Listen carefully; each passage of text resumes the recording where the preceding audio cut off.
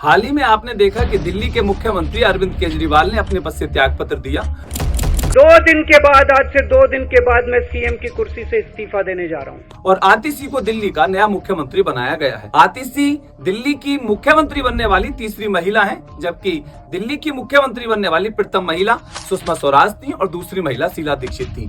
अब अपन जानेंगे कि किस प्रकार से केंद्र शासित प्रदेशों में मुख्यमंत्री को बनाया जाता है, क्योंकि इनकी प्रक्रिया थोड़ी सी राज्य में बनने वाले मुख्यमंत्री से अलग होती है। तो पहली बात तो यह है कि जिसको केंद्र शासित प्रदेश में मुख्यमंत्री बनाया जा रहा है उसमें कौन कौन सी योग्यताओं का होना आवश्यक है। पहली बात तो वह भारतीय नागरिक होना चाहिए, उसकी न्यूनतम आयु 25 वर्ष होनी चाहिए। अधिकतम आयु कितनी होगी संविधान में यह निर्धारित नहीं है। लाभ के पद पर ना हो और वह विधानमंडल के किसी भी सदन का सदस्य होना चाहिए, चाहे वो विधानसभा का हो या वो विधान परिषद का हो।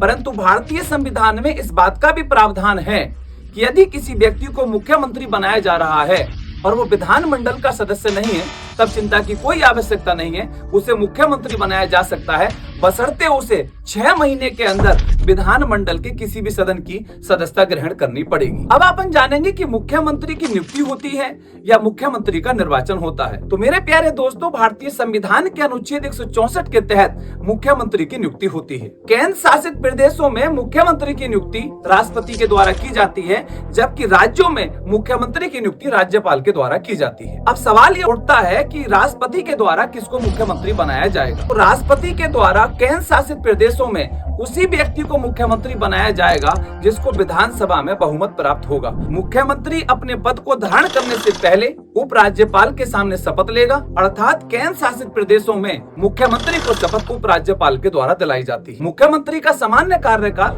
5 वर्ष होता है, परंतु वह अपने पद पर उस समय तक बना रहता है जब तक कि उसको विधानसभा में बहुमत हासिल है। जब भी उसको विधानसभा में बहुमत नहीं रहेगा, उसे अपने पद से त्याग पत्र देना पड़ेगा। तो हम कह सकते हैं कि केंद्र शासित प्रदेशों में मुख्यमंत्री अपने पद पर उपराज्यपाल के प्रसाद पर्यंत तक रहता है, अर्थात जब तक उसको विधानसभा में बहुमत हासिल है वह अपने पद पर रहेगा। अब सवाल ये उठता है कि मुख्यमंत्री के द्वारा इस्तीफा किसको दिया जाता है।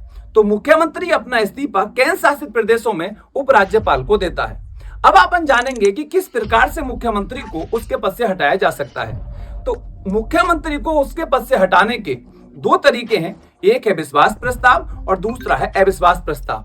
पर आप यहाँ बात स्पष्ट तरीके से समझ लें कि विश्वास प्रस्ताव और अविश्वास प्रस्ताव दोनों को ही विधानसभा में लाया जाता है, विधानमंडल में नहीं लाया जाता है। जब केंद्र शासित प्रदेश के उपराज्यपाल को यह विश्वास हो जाए कि इस मुख्यमंत्री को विधानसभा में बहुमत हासिल नहीं है, तब वह उसे विश्वास प्रस्ताव लाने के लिए कह सकता है।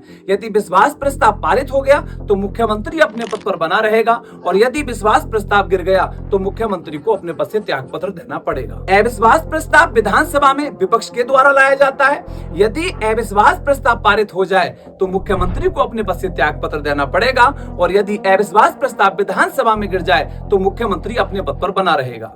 यदि आपको यह जानकारी पसंद आई हो तो इस वीडियो को ज्यादा से ज्यादा शेयर करें। इसी के साथ आज अपनी बात यही समाप्त करते हैं। जय हिंद, जय भारत।